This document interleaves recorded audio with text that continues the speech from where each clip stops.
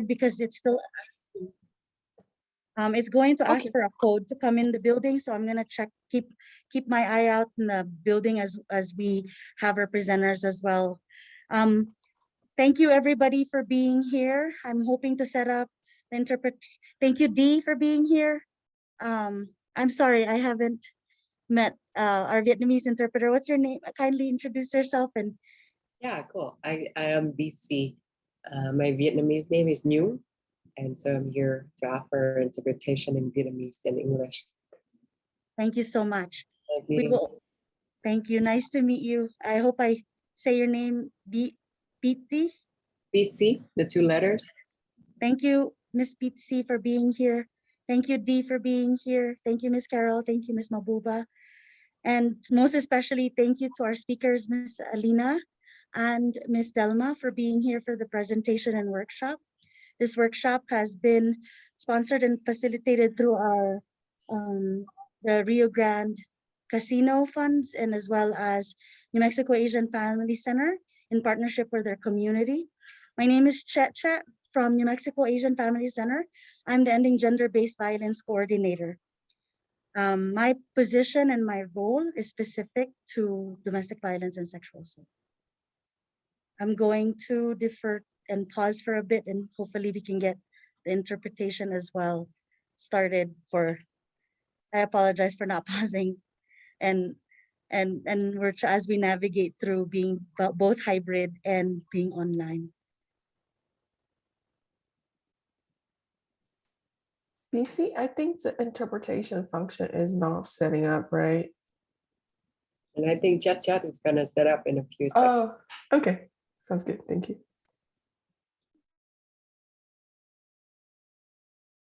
Nice to see you, Dee.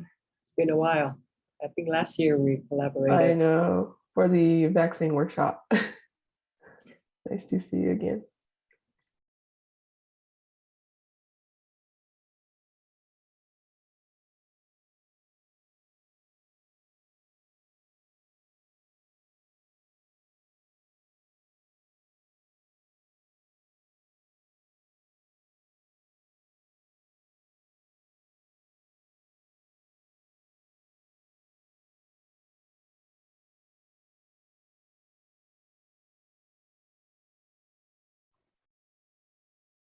For interpretation, you will see the globe on the bottom of your screen to select for English, Chinese, Farsi, or Vietnamese.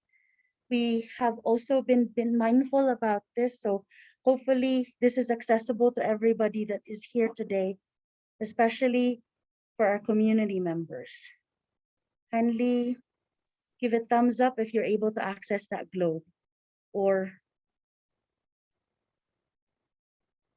give me a second, yeah, because I think I'm accessing it from the I'm doing the workshop from the phone, so I think let me check more. Oh, okay, Chinese. Okay, let me 我听到，你可以跟大家解释一下吗？在电话里面的，就是电话里面加入的，就是那个language interpretation 在旁边的那个3个点点的那个小小的那个里面这样。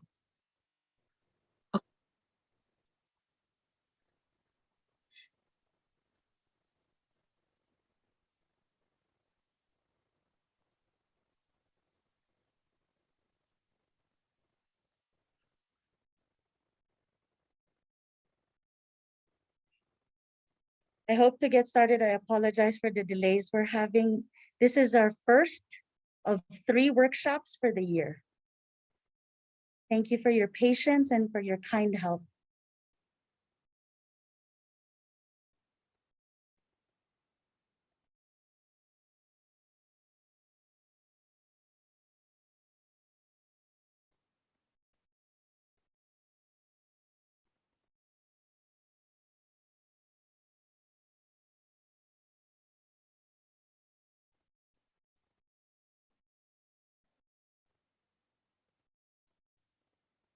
Is it?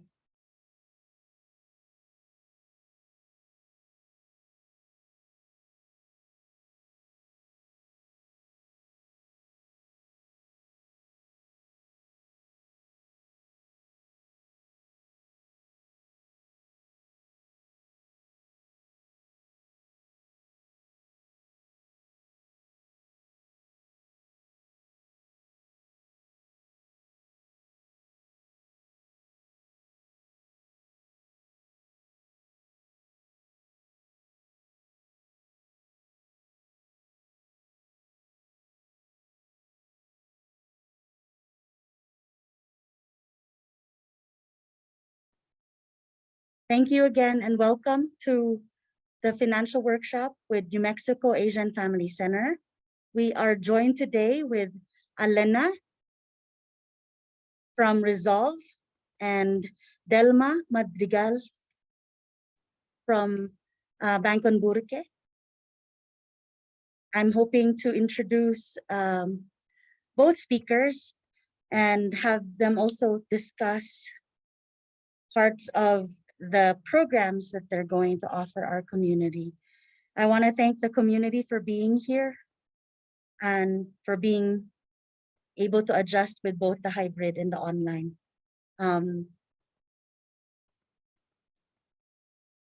So as I had mentioned earlier, this workshop was done out of the Rio Grande Casino community and the community partnership with our partners with Bangkok Burque and Resolve. Thank you for being here again and for being part of this conversation and hopefully the start to the conversations and dialogue as well. Our first presenter is Elena. I hope I'm, again, I wanna acknowledge the work of our community and our partnerships from Resolve, and Resolve is a preventing violence and community agency that helps also with New Mexico Asian family with some of our work and preventing and building skills, preventing violence and building skills with the community. So hopefully I wanted to defer it to Ms. Elena to do a better justice in being able to explain what her program is about. And thank you for being here again, Ms. Elena.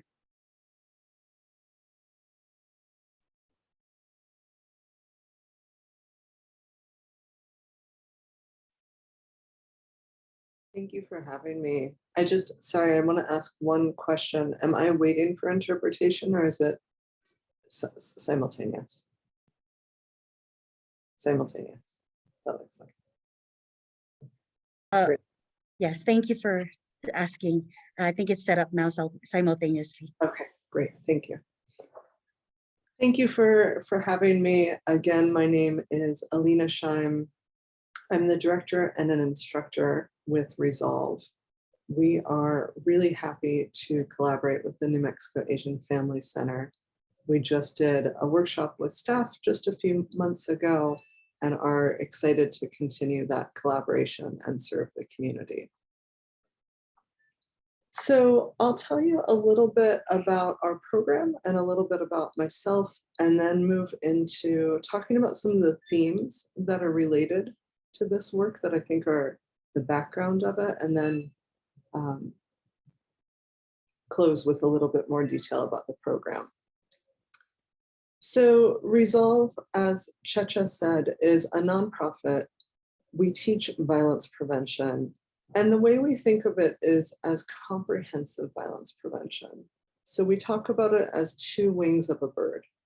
One side is doing what's called primary prevention. Primary prevention, the idea is to prevent future acts of harm or to help make sure that people don't grow up to hurt one another. So on that side, we do anti-bias, anti-bullying work with communities, families and parents, schools, do some policy work. And then on the other side is really acknowledging that some of us are targeted for violence more than others. And it's not enough to just wait for that better world. We need tools to navigate the world that we live in now. And so on that side, we teach self-advocacy and self-defense. And then spanning both wings of the bird, we also teach bystander intervention, how to help when you see something happening actively, or even in these, when attitudes and beliefs that could lead to violence are being expressed, even if it's called a joke or that sort of thing. So I myself got started with Resolve by taking a self-defense class. As someone who grew up around violence, I wanted more skills to feel safe, and I didn't know exactly what to do. And when I was younger, I tried out martial arts. I took several self-defense classes, and I kept taking them not because I was having a good time, but because that fear was there for me still. And when I went and took my resolve class, I went from not doing things because I wasn't sure what might happen, not going to the grocery store late at night, not going to a concert unless I had a friend to go with me, to suddenly doing more than I ever expected to do in life. That includes things like travel and going dancing, but that also, for me, has included, sorry, as I talk about this, I just want to note that my child is in the background, totally attended to, but banging on my door. We might hear some sounds right now. And so one of the biggest things actually that I got from the class was learning skills that made me feel secure in having a family, actually, and being able to have a healthy and safe relationship, being able to create a life in which I could raise a child and find a way to feel more secure that she might have a different experience than I would growing up, and that I would be able to show up for her. So the classes that we provide, I'm going to focus on this wing of the bird, which is that self-advocacy, self-defense piece, and what we're talking about today. So on that side, we teach classes on how to engage more positively with conflict, how to set boundaries, physical skills if we need them. It's really unlikely to need physical skills, but I think of teaching them for a couple of reasons. One, they're there if we need them, obviously. But also, and perhaps more importantly, I think of most of us as navigating the world with this bubble over our head, like a cartoon that says, what if? What if they got angry? What if they got violent? And that bubble makes it so that, at least for me and many people I've taught, that we don't speak up, we don't say what we need to say. And knowing the answer of, oh, I know what I would do if it got worse, makes it so much more likely to be able to say, you need to stop, you need to leave me alone, and be able to use that voice that could actually help us in that moment. We also teach 4 scenarios, both with people we know and with strangers. And that's really critical because it's not a set of rules that keeps us safe. It's not only certain kinds of situations that present challenges for us. We know that for most of us, there's both of those elements in place. And depending on who we are, some experience more, women in general experience far more violence by people we know than strangers. Same for children. Now, for marginalized groups, particularly with the anti-Asian hate crimes that have happened recently, I can't say that stranger violence is particularly low. It's lower than people we know, but it's still much higher than it is for many in the community. So I want to talk about those rules for safety that a lot of us have been taught that go around. They're oftentimes called safety tips. And those tips, for many of us, we have concerns about them. They don't feel particularly helpful, or at least thoroughly helpful for the situations we face.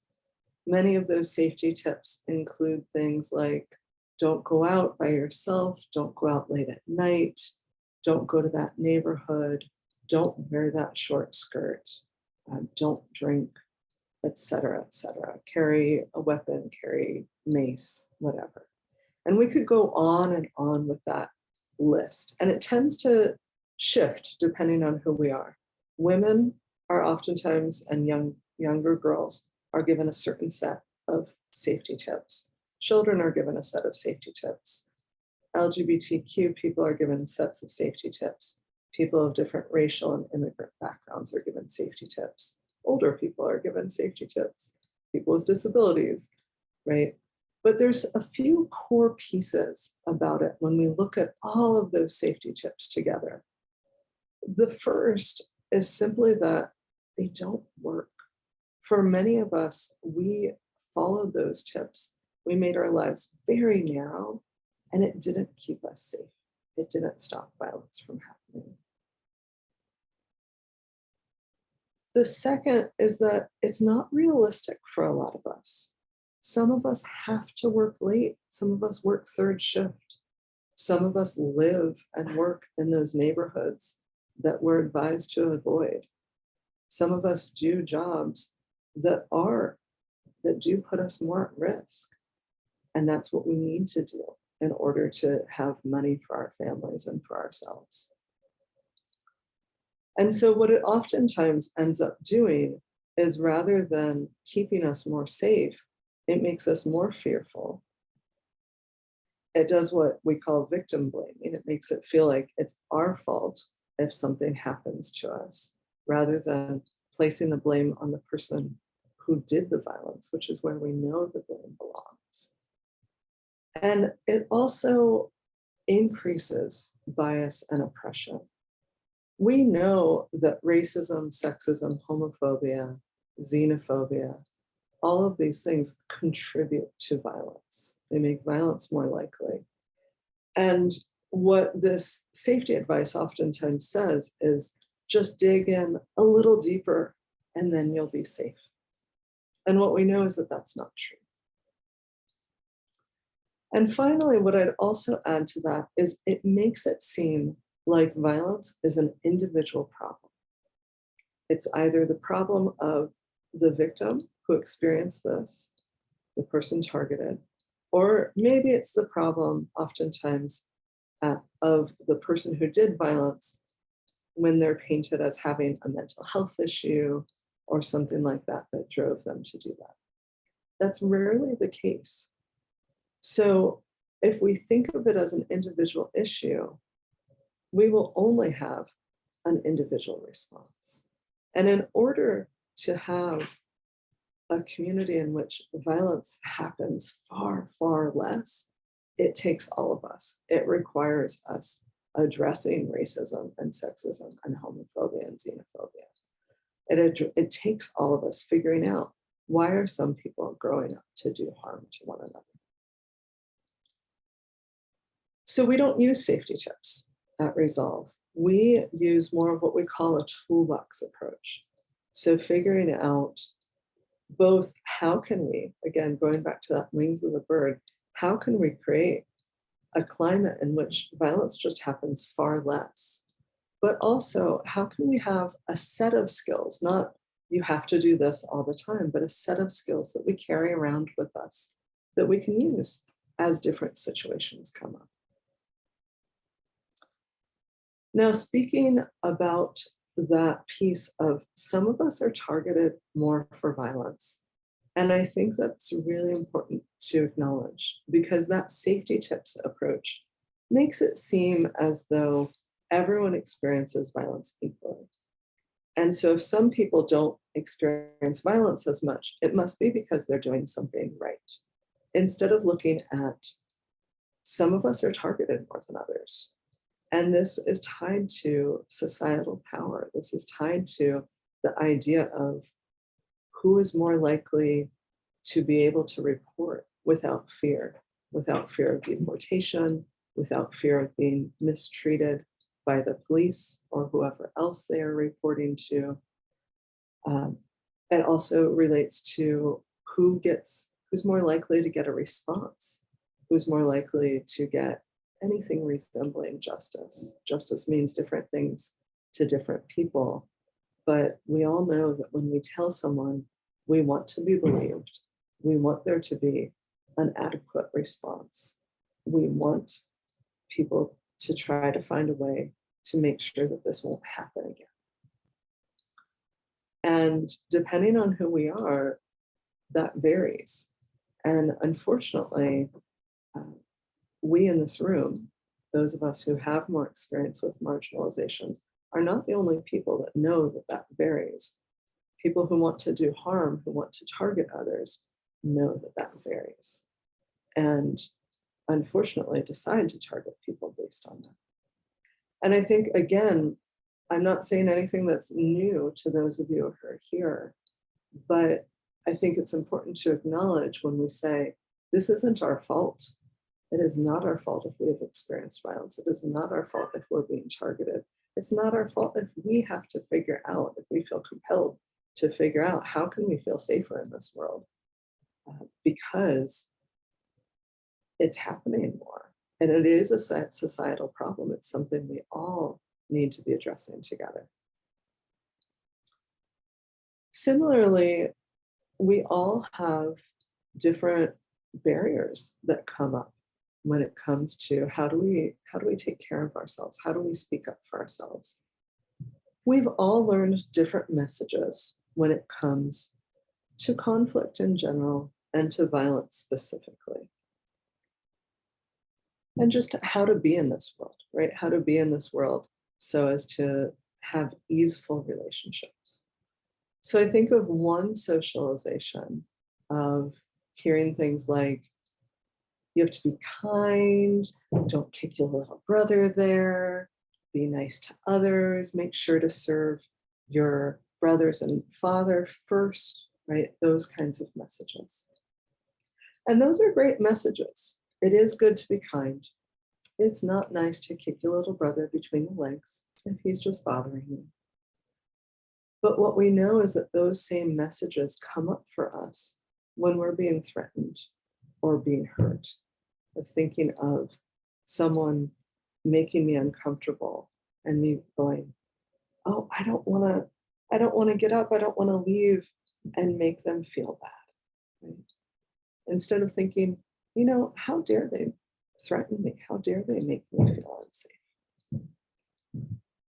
Some of us have gotten the flip socialization, the flip side, or even a combination of socializations. Some of us have heard messages like, you have to fight for your life, fight for your country, don't take that, don't let them talk to you that way, take care of your family. And again, at the core, those things are really important. It's good to take care of others and protect others. It's good to speak up about injustice, whether it's towards you or someone else. But what we know is that a lot of people, and especially a lot of young people in our communities, are going to prison, not because they wanted to hurt someone, but because they went too far. And so at Resolve, we really try to figure out what's the space in between those two things. And a number of years ago, we asked a set of questions to a group of women who had that more passive socialization, that first one that I described. We asked them 3 questions just to understand, is this socialization or is this truly who you are? No changing it. And we asked first, what would you do if someone tried to assault you? And they said, I don't know. I guess I'd scream. I haven't really thought about it. We said, okay. And then they said, what would you do if you were with your best friend and someone tried to assault her? And they said, I'd scream for help. I'd hit him with my purse. You know, I'd try to do something. I'd try to help her. And they said, okay. And then they said, what if there was a small child and someone tried to assault that small child? And they said, well, I'd rip his eyes out. I'd make him sorry he was ever born. That ripping the eyes out description is what we like to call the fighting spirit, that spirit for survival, that belief that no one has a right to do this. I have a right to take care of myself and the people that I love without crossing others' boundaries. And so that's one of those pieces that actually in the course of the class, we try to help people cultivate for themselves. not just for that small defenseless child, but each of us having a right to feel that for ourselves. Because the reality is we could teach a lot of techniques about how to keep ourselves safe. But if someone doesn't feel that feeling of, I'm worth fighting for, I'm worth this struggle, then it's not going to count for much.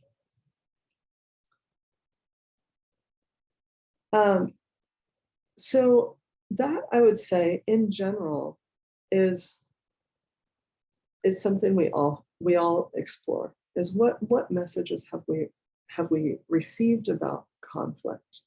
And some of us are on this more passive internal side, right? We try to keep conflict inside of ourselves and maybe end up doing some harm to ourselves because of that. Some of us are on this more external or more aggressive side, where maybe we can't articulate it really well, but everyone knows when they've crossed our boundaries. Some of us go from passive internal to exploding. Right? And so what we work to figure out, again, with people we know and with strangers, is how can we have something in the middle? Both of those pieces have their strengths. It's not to say we have to discard any tools that we've acquired in our lives, but how can we have another set of skills where we're directly addressing things and speaking what we need? Now, all of us have different flavors, I'd say, of that, based on the families we grew up in, based on the cultures that have influenced us and shaped us, on the values that we have come to cherish and love. And so one thing that's really great, and this is something that we did with the New Mexico Asian Family Center, is when at all possible, it is great to do classes in community where none of us, right, are monolithic. None of us have the exact same experience as one another, but we may have shared experiences. We may have shared messages that we've grown up around that we're struggling and working through in order to acquire skills that we'd like to have to keep ourselves and the community safe. When it's possible, those classes we lead with people who are a part of the community.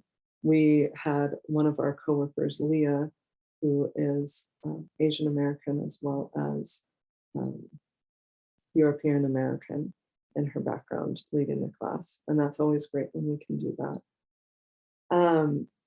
Because it's important for us to acknowledge that we're all working through these dynamics. We're all figuring out how to do these skills together. Another piece is that many of us, by the time we take a class, have already experienced violence. And it's really critical to not just not do victim blaming in our classes, but to actively push against those messages and acknowledge, if we're here today, we did something to keep ourselves safe, physically, to keep ourselves safe emotionally and spiritually, and to survive. And so when we have these classes, to be really clear that it's not about blaming ourselves for what happened or critiquing what we did in the past. The idea is to have more skills to feel safer and more prepared for the future. And what I find is that it's not enough to just not do those things, because it is such a big part of our societal messages that it creeps underneath the door, through the internet wires, or however internet works these days, and becomes a part of the class. So it's really critical that we work on those things together. And I think it's also important to, as we figure out how to support ourselves in learning new strategies and support each other, that we lean on messages that we already have that have supported us. So some connect to those same cultural values, those same societal values, that we may have mixed messages in there, but there's still some really clear messages of it being important to keep each other safe and to take care of one another and to take care of the things that we value. It's really important to acknowledge that we are in this together in one form or another. We are all figuring out. I teach these classes and I'm still always navigating my own boundaries and figuring out how I feel and not hiding those feelings from myself, but going, oh, that really irritates me. I don't know that it'll escalate into violence, but I don't want you doing that anymore. Or figuring out how to find our voices in those moments. It's also really important that when we're together, we're honoring how we survived. One thing that I found when I took my self-defense class with Resolve is I didn't realize how many things I did.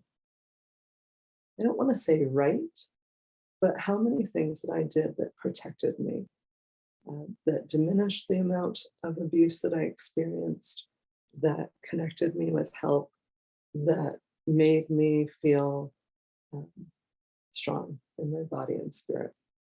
And I think that a good self-defense or violence prevention program should teach us that, should teach us all the ways that we've been resilient and survived, both individually and as communities and marginalized communities. I think it's also important going back to acknowledging that it's a societal problem and it's not an individual shame. So many of us have individual shame that we don't even speak about to our loved ones, to our partners, to our families about these things. And it's not our shame. It is the shame of the person who did the violence. It is something that they were struggling with, that they put on us, whether intentionally or unintentionally. And finally, one thing that I think is really important, one theme that came up when we were working together with staff of the Asian Family Center, and has come up in multiple classes that I've worked with, is that not everyone likes talk therapy. Not everyone heals in individual sessions with a therapist. Sometimes that's a part of the journey, sometimes it's not. And that isn't always needed in order to find ways to heal, in order to find ways to live the lives that we want going forward.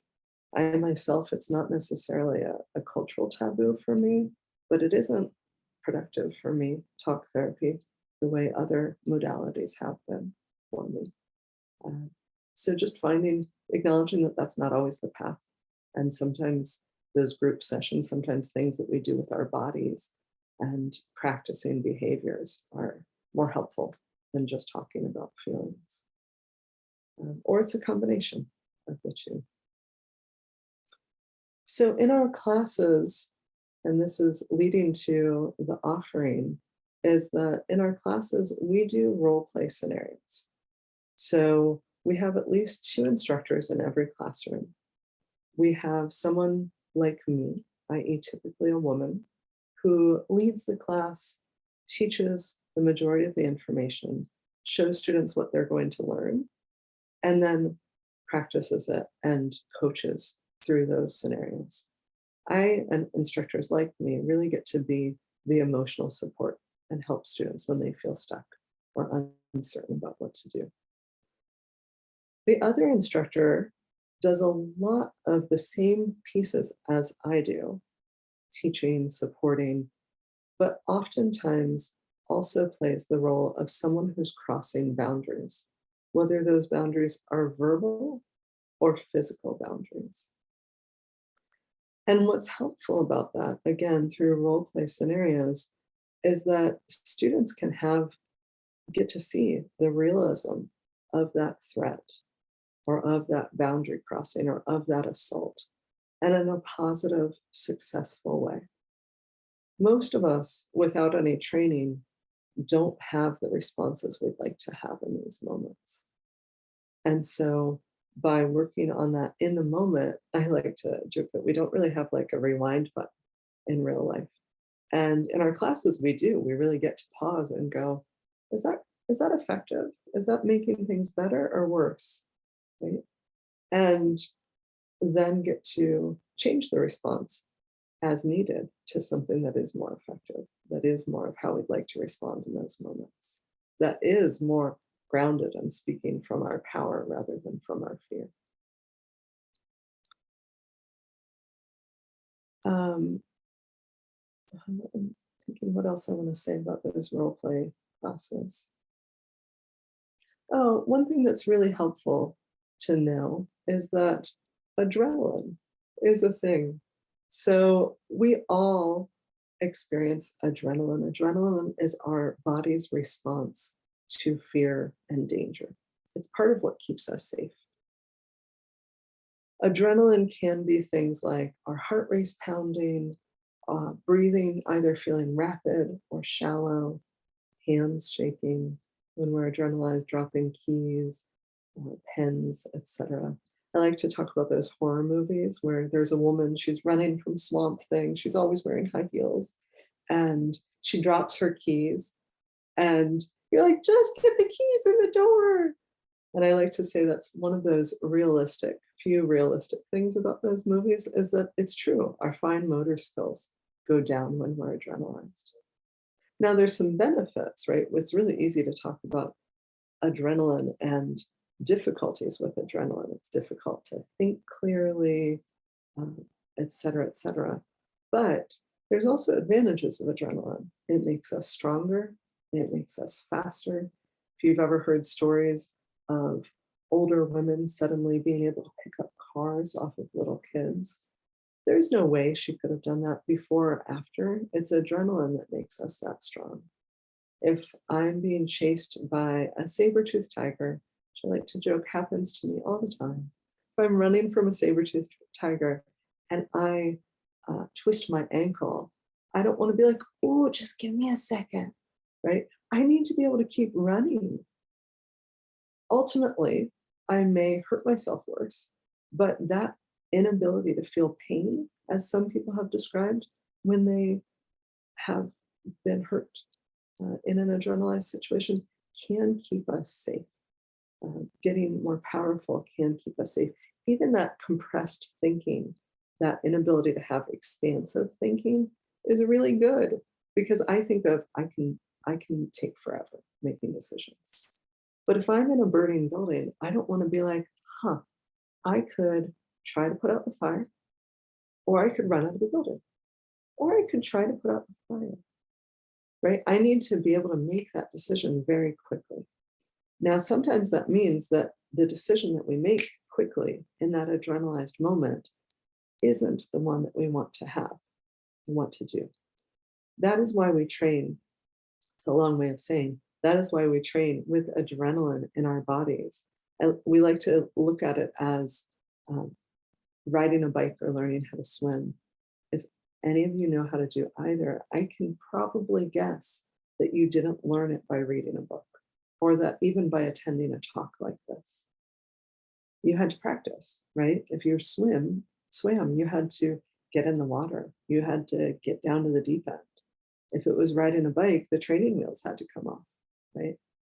Now, what's cool about training with adrenaline in our bodies is it goes into what's called muscle memory.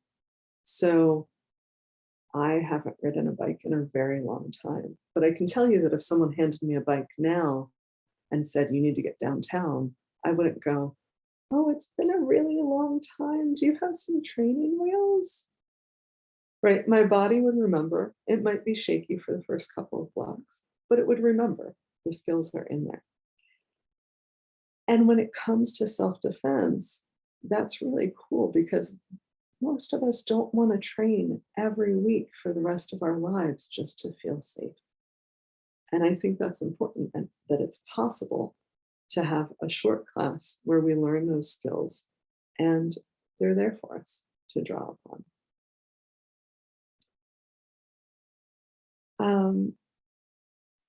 I want to close and just saying, I'm not going to be able to attend for the whole time. I have another class I'm going to after this, which is why I'm not here with you in person. But I want to just close in saying, one thing and then see if we do have a moment to take questions while I'm still here, since I think we're a little ahead of schedule. I just want to say that safety is our right. It's our right. It doesn't matter. It doesn't matter who we are. It doesn't matter the kinds of work that we do, where we live. It is something that we deserve. And when we have safety, when we feel safe navigating, being out in public, walking to our car, walking to our workplaces, being on the street, when we feel safe and really safe in relationships, so that we can say what we need. So we can say, oh, I don't want to eat that. I love that you prepared that for me, but I don't know that that is going to agree with my stomach. And navigating those complex situations, our lives become bigger. I don't think safety ends with just not getting assaulted and not getting hurt emotionally. I think safety is a gateway to thriving, to our communities thriving, to connecting, to having the relationships that we want, where we can support one another and know that if someone is there supporting us, they really want to be there and they really want to care for us in those ways. They don't just feel obligated. And that we can show up for one another and show up for ourselves and decide to take on more exciting things because it feels worth that risk. Checha, if there's anything that you'd like to add, or anyone else who took the class who would like to add perspective that I may have missed, I would love that. Or if anyone has questions, I'd love that too.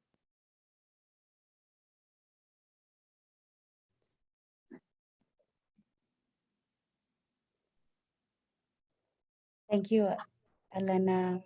I appreciate the opportunity for this conversation.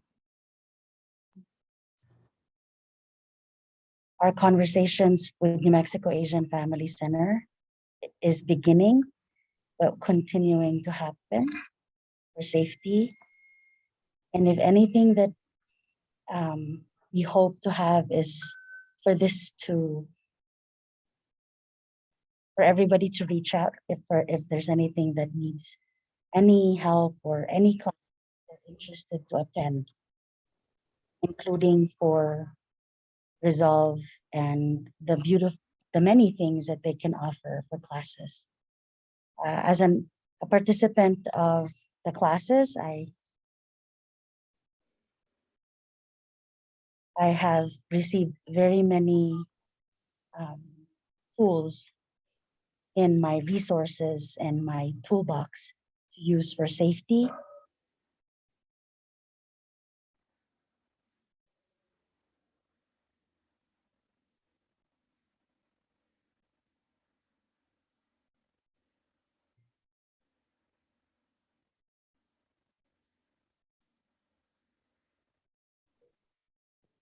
Both as an ending gender-based violence professional and as a community from my Filipino community. So personal and professional tools that have been helpful for me.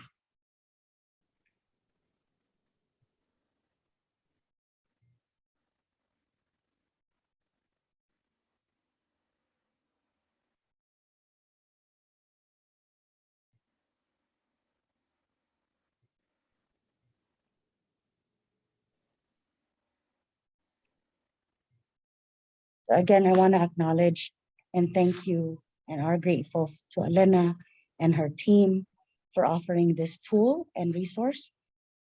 And do reach out to New Mexico Asian Family Center if you are interested for classes so we can continue having this conversation.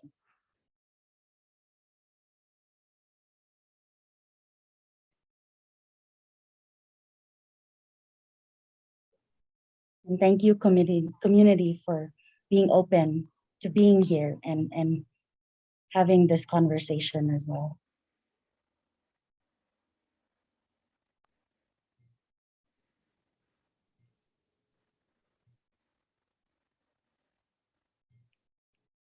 Is there anything you wanted to add, Elena, as well? Or No, thank you so much for having us. We're glad to be here.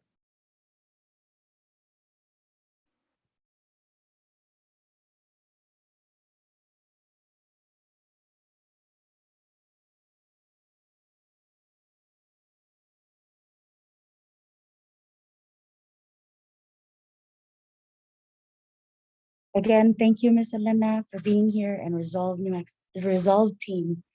And please do reach out. We have websites and contact information as needed, and it can be as safe and confidential as possible. You can also reach out to the case managers at New Mexico Asian Family Center. We will be having brochures that will be posted on our website and contact information if you're interested.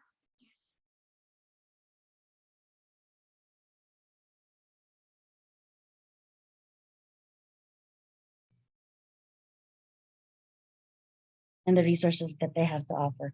Thank you kindly.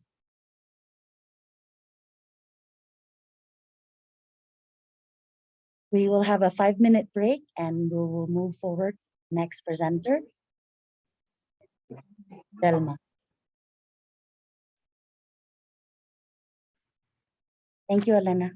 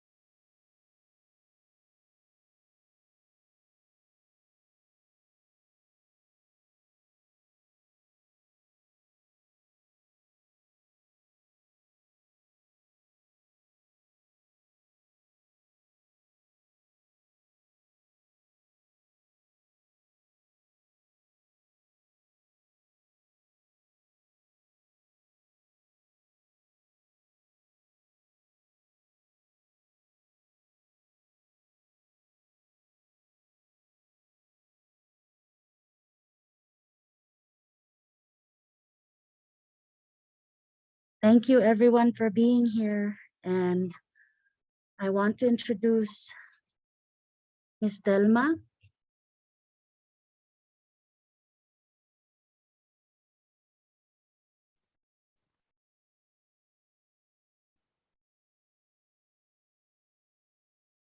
Ms. Delma is with Bank on Burque as an outreach project manager.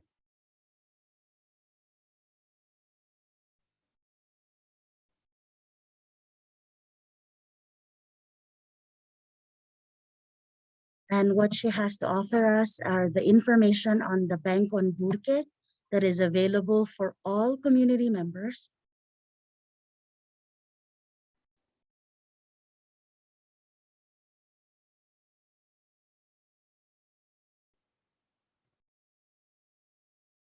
And the reasons for why Bank on Burque is here, available to everyone.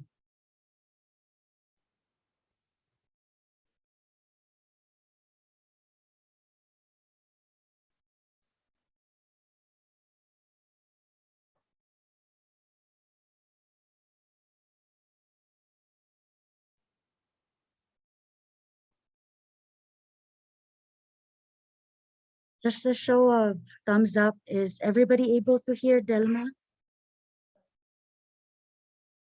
Listen up to the microphone. Is it okay if I remove my mask for this part of the presentation? Okay. I think it's a little bit friendlier if you can see my face. So thank you for the opportunity to share. We're still setting up a little bit of our mics, so be patient with us for a second.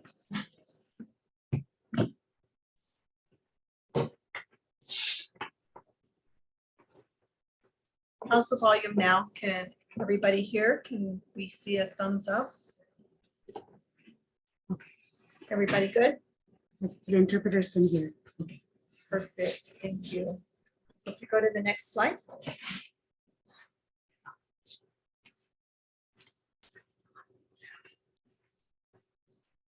So a little bit of what we're going to talk about today, as Che mentioned, is what is Bank on Burque. We're going to talk about the safe and affordable bank and credit union accounts that we have available in Albuquerque. Also, would like to share about being part of a national movement and our financial institution partners.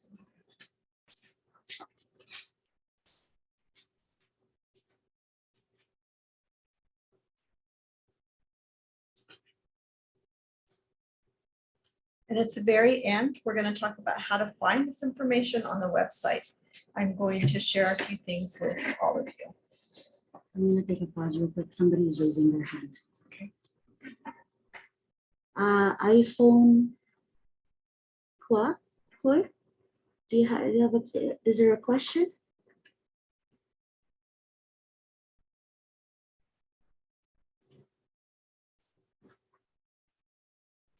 There's a hand raised. I'm sorry. I can't hear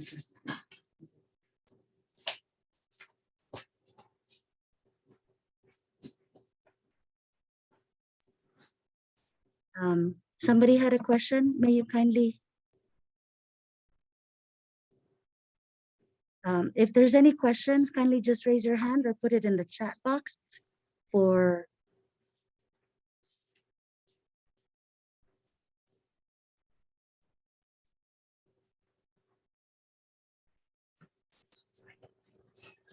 Sir, iPhone. Do you have a question, sir? I'm sorry. I hope I'm saying your name right.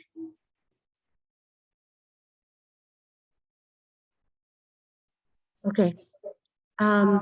If you can kindly put your question on the chat, we hope to answer the question and send it to Miss Delma as well.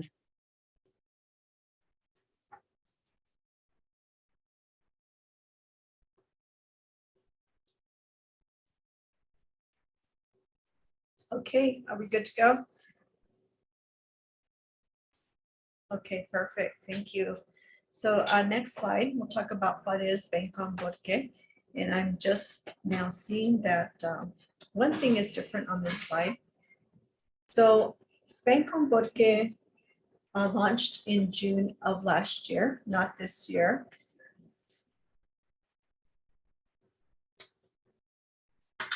So we are just not under a year old. It is with the city of Albuquerque and is an economic inclusion initiative for connecting individuals to safe and affordable checking accounts available in our community.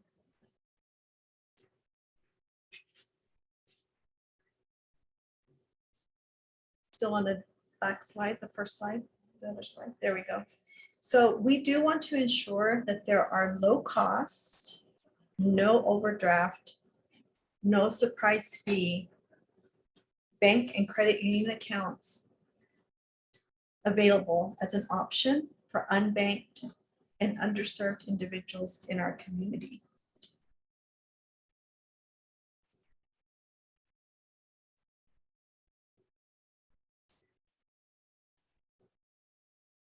Data shows that 43% of vulnerable households reported overdraft fees with an average of 10 overdraft fees per year, which is a lot of money for our financially vulnerable individuals in our community.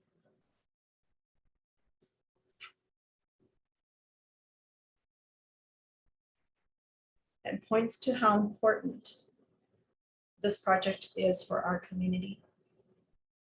Next slide.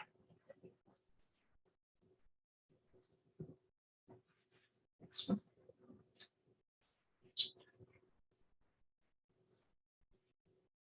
This one, the map. So as I mentioned, we are part of a national movement in this country. Bancom Burque has joined with 90 other coalitions across the country in this work.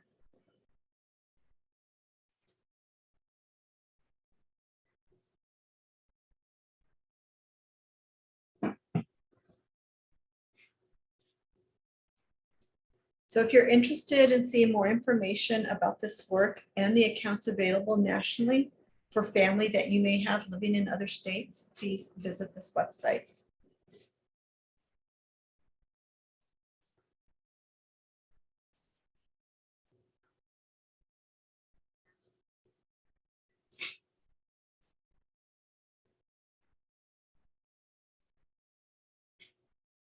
So let's look next to learn more about these accounts. The next slide. So these accounts are safe for consumers. They're available to all individuals in our community and can be found in other parts of New Mexico, as well as nationally. Previous slide. Sorry.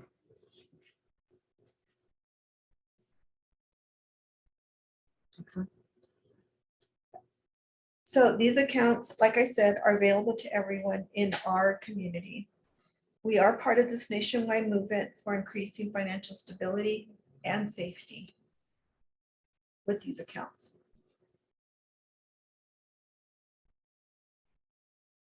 Okay. So it's important to know that everyone can contact the financial institutions directly to open these accounts.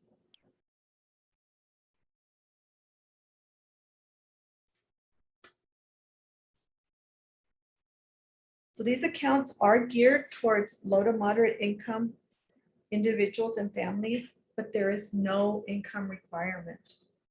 Requirements are a physical address and identification as required by the financial institution. Sorry. Stop.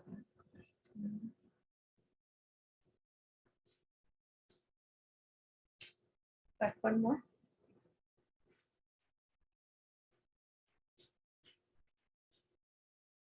So we're almost there. So bank on accounts are ideal for individuals who've never had a bank account or as an additional individual account for setting aside funds for an emergency. They're a perfect safety account for those who are doing financial safety planning. Yeah, that's good. So the information on the next few slides is from this brochure. So it looks like this. It's available on our website.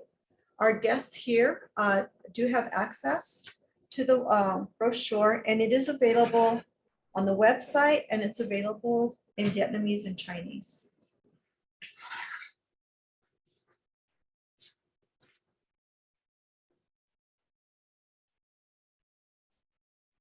So for those of you who have the brochure, if you look on the back, this is the information that you will see.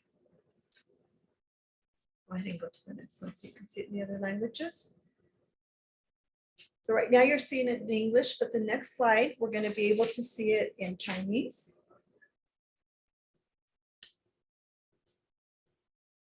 We can leave it on the Chinese slide, or we can also show the Vietnamese slide, or we can do half and half. Any questions on this one? Good.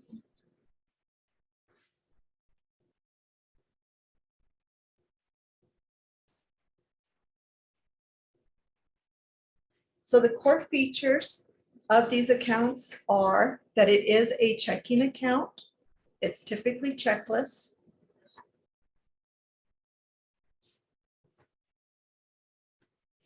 Being part of a debit card network.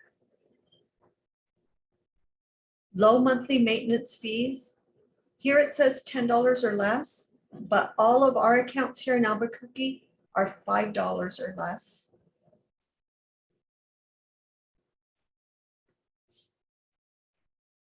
There's no overdraft, as I said before, and there's no non-sufficient funds fees. There's no low balance or inactivity fees. A lot of the surprise fees that sometimes pop up unexpectedly. There is free direct deposit and free and unrestricted ATM access for in-network ATMs.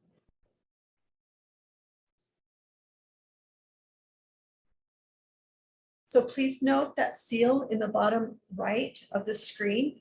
You'll see that circle. It says bank on.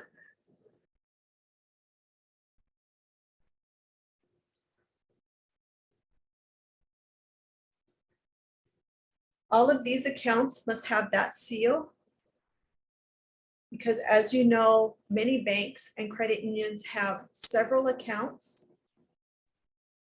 but that seal will show you, indicate which account is the account that's bank on certified and has these features.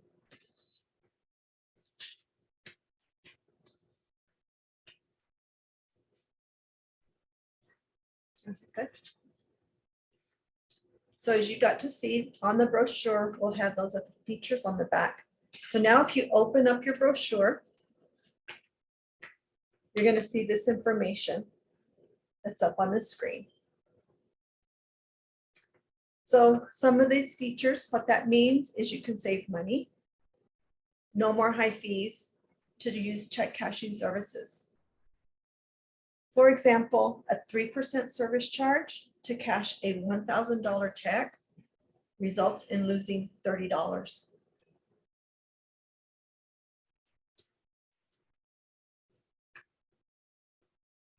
Next slide.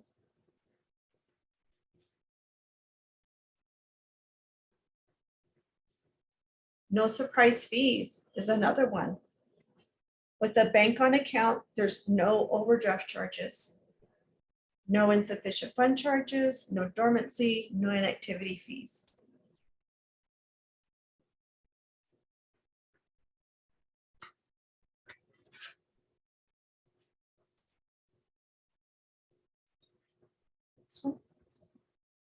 Keeping your money safe.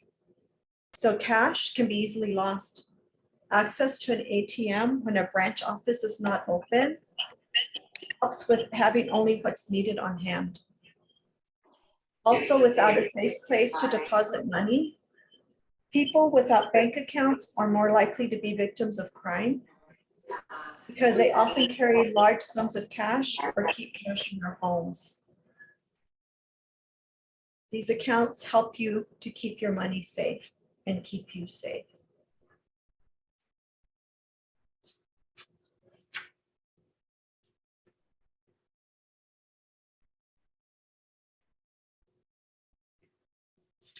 And the other item is that you can pay bills easily and quickly. Because being part of a debit card network, you can pay your bills online and use it just like any other debit card. Saving money and keeping your money safe. It's a good thing.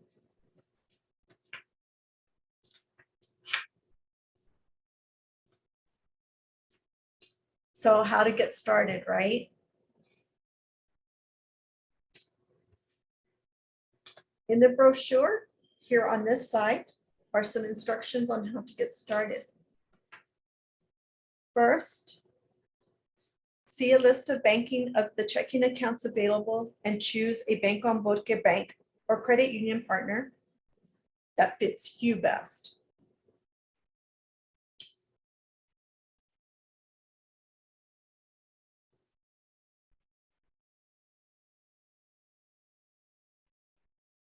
I'm going to share more on how to find that list here in a minute on the website.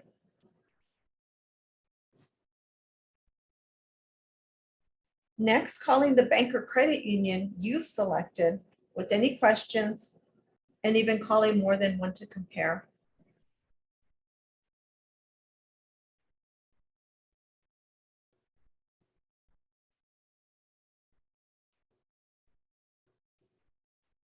I'll mention here that there's going to be some lists on the website that's going to help you also shop for a good bank account. So it's important to remember to ask what's needed for opening the account, especially in terms of identification. But we're going to share that also here in a minute when we look at the website. After you know what's best, schedule an appointment. And remember, never sign if you do not understand. It's always okay to ask questions.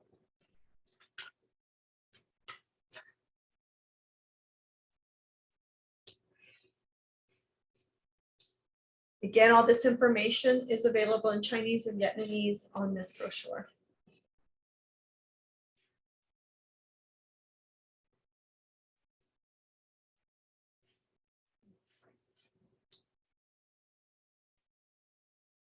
So these brochures, again, remember, are available on the website and you can print them out really easily.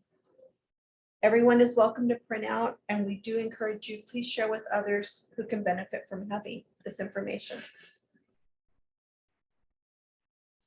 So next is our financial institution partners.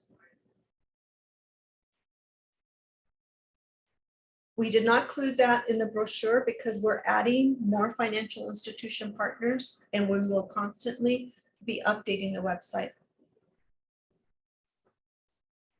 So our financial institution partners are on this list: Bank of America,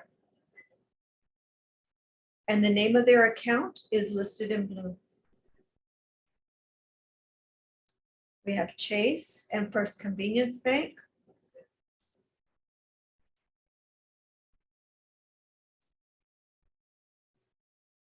We have Nucinda Credit Union and Rio Grande Credit Union, US Bank, US Eagle Federal Credit Union, and Wells Fargo.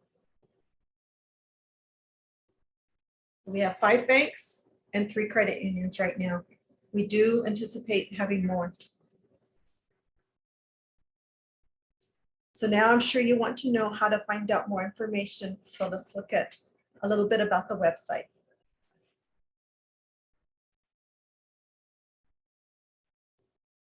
So the website is our primary resource and our tool.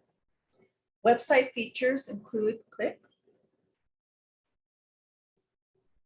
is the ability to translate into different languages. with the translate option at the top right of the website. Very important that when you go to the website, if you go up to the corner, you can translate into all languages. Everything on the website is in these different languages.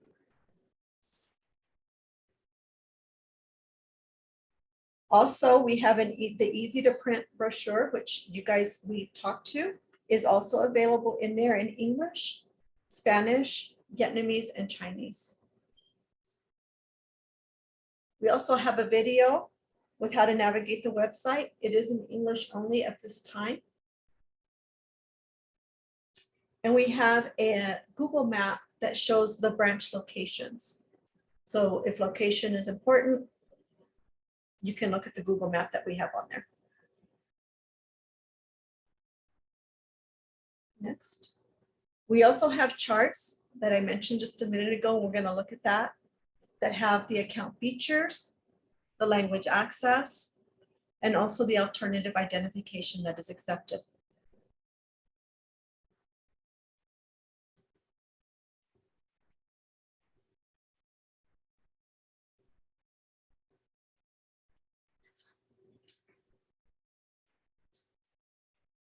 We have a frequently asked questions section, and we also have information about our coalition.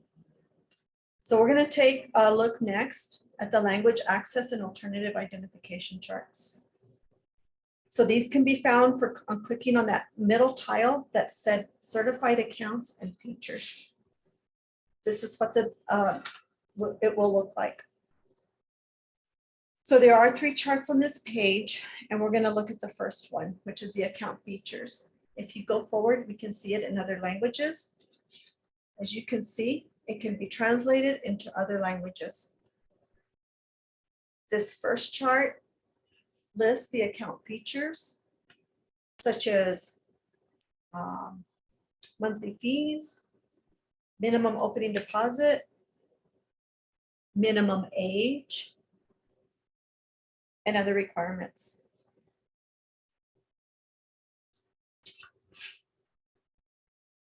When we scroll down on the page, you're going to see the next chart, and it's ATM and language access.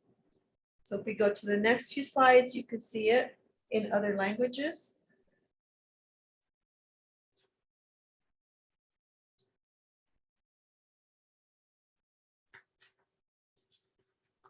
So this chart shows that there is a wide variety of languages available on their ATMs.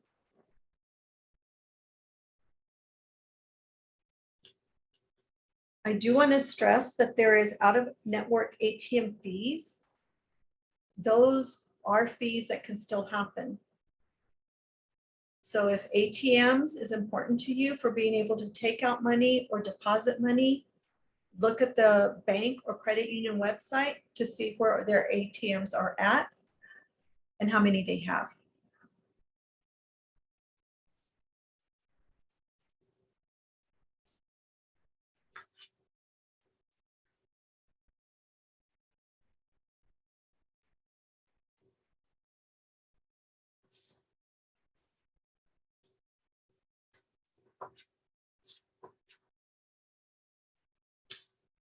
So our third chart, which is really very important for lots of folks, especially those that we are working with, is the alternative identification accepted.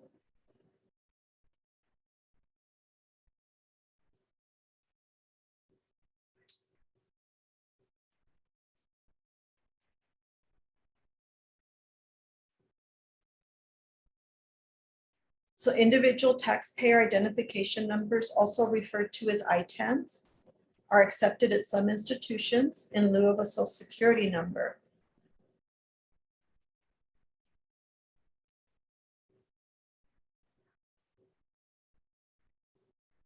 Not all do, but some do, and that's why this chart helps.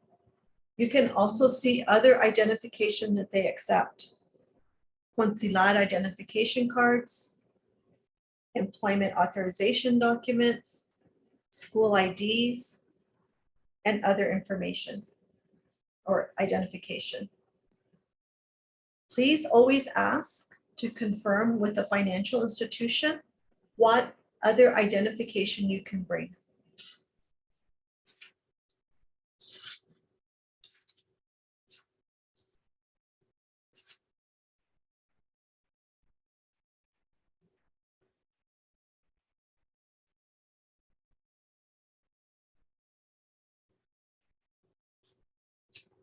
So again, remember that all of this information can be translated into different languages on the website. There is a lot of other information.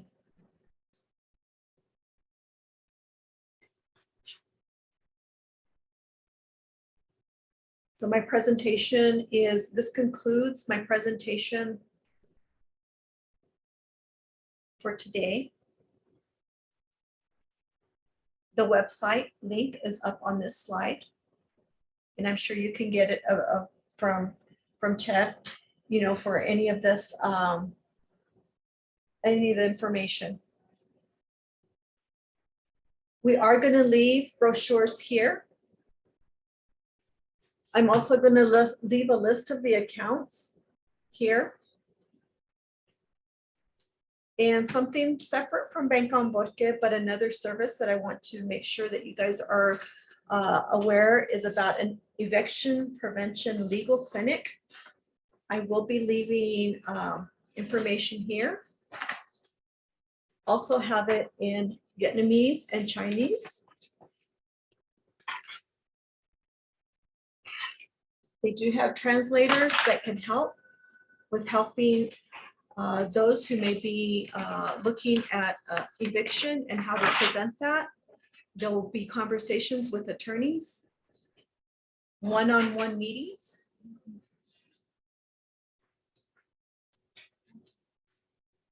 You do need to call though to make sure to set up an appointment.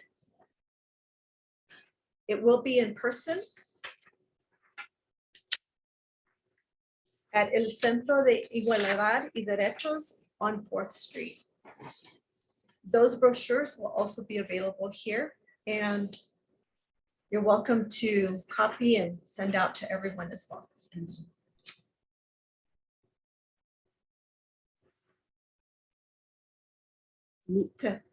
Any questions?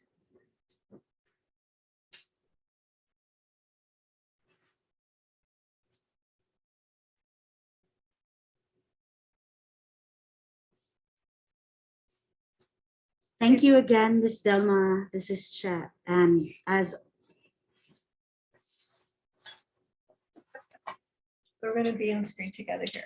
thank you again. And again, this is a great opportunity for our community to have community partners, community allies, and places where we can feel safe to go, especially banks and institutions that we can build relationship and the trust to have things that we've worked hard for, like cash and things that we have earned in our jobs. The banks are also trained in financial economic abuse and things that will keep you safe for specific relationships that also will need another level of safety. But a lot of the institutions that Ms. Delma had brought in is the work that she has done with the city of Albuquerque. So we can have places to bring our documents, places where we can be accepted to bring our money and be able to deposit and know that it is safe and it's a place that we can go. The brochures will be available in New Mexico Asian Family Center. And again, thank you, Ms. Delma, for this opportunity to be with us and to share the information from the city, as well as the information on the eviction prevention clinic. So hopefully, if there's any questions, feel free to ask. The contact information will also be posted, hopefully in our website, and the flyers that she has shared with us kindly, and the brochures in the languages that is spoken.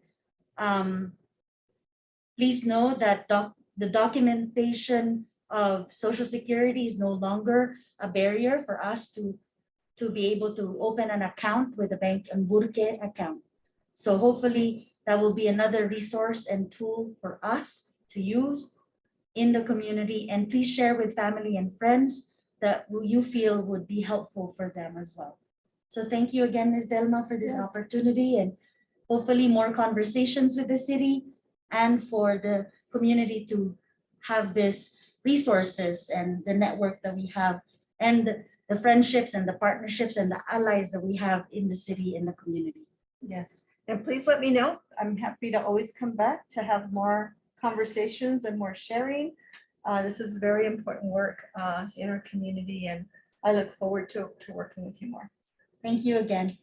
And I want to thank our interpreters who are here and kind to be able to provide this language access that is very important for our community, and continue to fight for language justice for our community as we continue to have space to have conversations and communicate at the comfortable place that we have. So thank you for being here.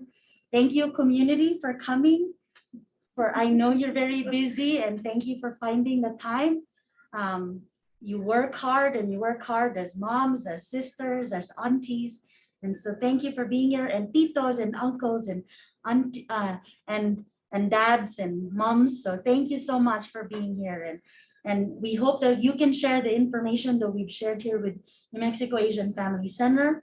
We hope to continue this with more workshops and more opportunities for resources. So if you have any questions, we have also the amazing caseworkers and case managers that works very hard here at New Mexico Asian Family Center. Please don't hesitate to reach out to them, and they're available for any help. We have Resting Circle on Tuesdays here at New Mexico Asian Family Center, now at 4:30 p.m. We also have peer support in the language that you speak. Please do reach to your case managers for those as well. So thank you again. Much appreciate. Maraming salamat. Cheshe. Thanks again for being here. Thanks again.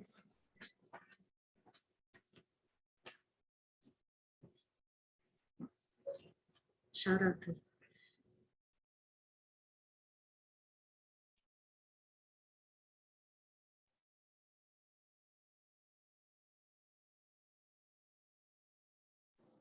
Thank you for everyone.